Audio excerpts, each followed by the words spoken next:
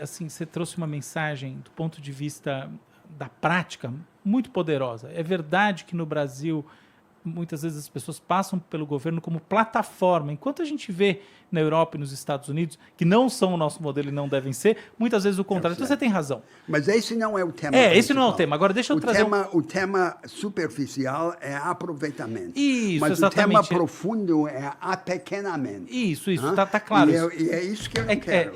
Não, tá claro, mas olha só, no ponto de vista da grandeza no desenho institucional, o contraponto à ideia de você ter o Banco Central coadunado ao governo federal é que as políticas que vão ter uso eleitoral e etc e tal vão passar batido. Tudo porque pode ser pervertido. Tudo pode ser pervertido pelo interesse eleitoral. Então, como equilibrar as duas coisas, entende? Porque o Banco Central Independente tem como base, assim, o grande argumento é que, pelo menos, ele funciona como um contrapeso em momentos em que politicamente faz mais sentido o governo fazer alguma coisa que está na contramão do interesse do povo. Todo esse debate econômico errado. Né? Então explica para a gente. Então nós temos, veja,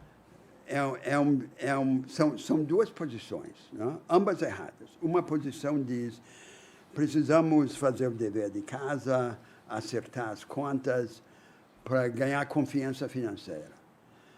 Nós precisamos praticar realismo fiscal, sim, mas não é para ganhar confiança financeira, é para a razão exatamente oposta, para que o Estado brasileiro e o povo brasileiro não tenham de ficar de joelhos diante dos mercados financeiros. Tá certíssimo, Nós precisamos de realismo fiscal para não depender da confiança financeira, não para ganhar confiança ela financeira. Vem espontaneamente que a gente não precisa. E para poder usar na construção de um projeto rebelde de desenvolvimento. Você está certo. Nos seus primeiros passos. Não depender dos vetos dos mercados financeiros. Agora, aí vem a segunda posição.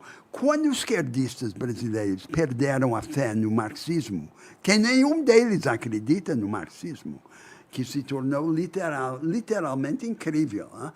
Eles se bandearam para o keynesianismo vulgar, que é a ideia da gastança.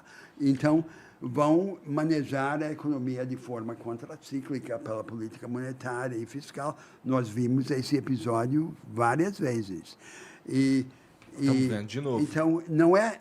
Nós precisamos de realismo fiscal a serviço de um projeto de transformação do desenvolvimento brasileiro e não para simplesmente gastar e financiar o pobrismo. O pobrismo financiado pelas commodities e pela impressão de dinheiro. Dinheiro fácil, dinheiro falso. Eu acho que você está totalmente certo, mas eu queria ser de novo, chato que põe o dedo no ponto específico para ver a resposta sobre esse ponto. Eu queria que você me dissesse o que você acha do seguinte argumento. A vantagem de ter Banco Central independente é ter um contrapeso ou uma contramedida às externalidades políticas, ao uso das políticas macroeconômicas de maneira absolutamente política e intencional pelos governos. Contrário. Isso que eu queria entender. Por que essa ideia está errada? Por exemplo, Domingo Cavallo, com quem eu ensinei em Harvard, que era um dos neoliberais mais importantes da América do Sul, disse, a nossa política não foi uma política neoliberal, foi uma política de despolitização do dinheiro. Hein? Então, a ideia é que nós vamos ter uma autoridade monetária que tem uma muralha separando ela da política. Hein? E isso é bom. Isso não é o que ocorre na prática. É aquela realidade que eu descrevia. Isso é uma visão falsa. Eles não vão ser como barões de Plutarco, independentes.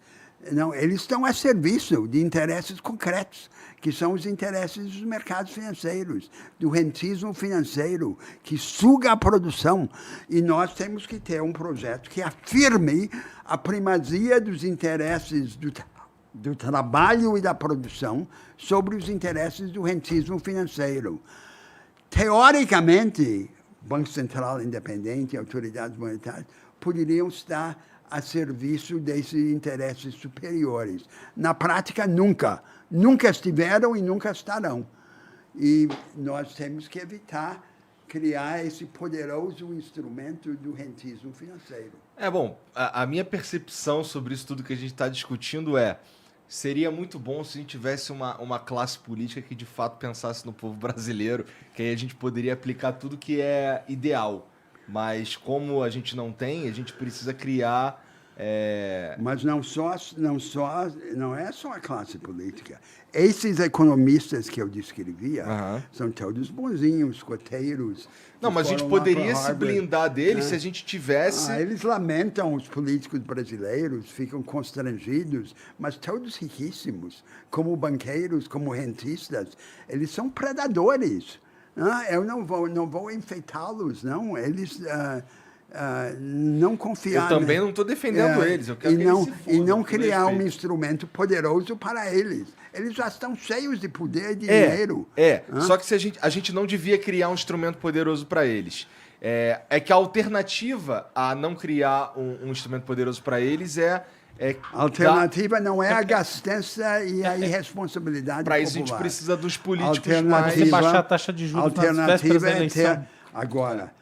Todo poderoso projeto de transformação cria a sua própria base. Então,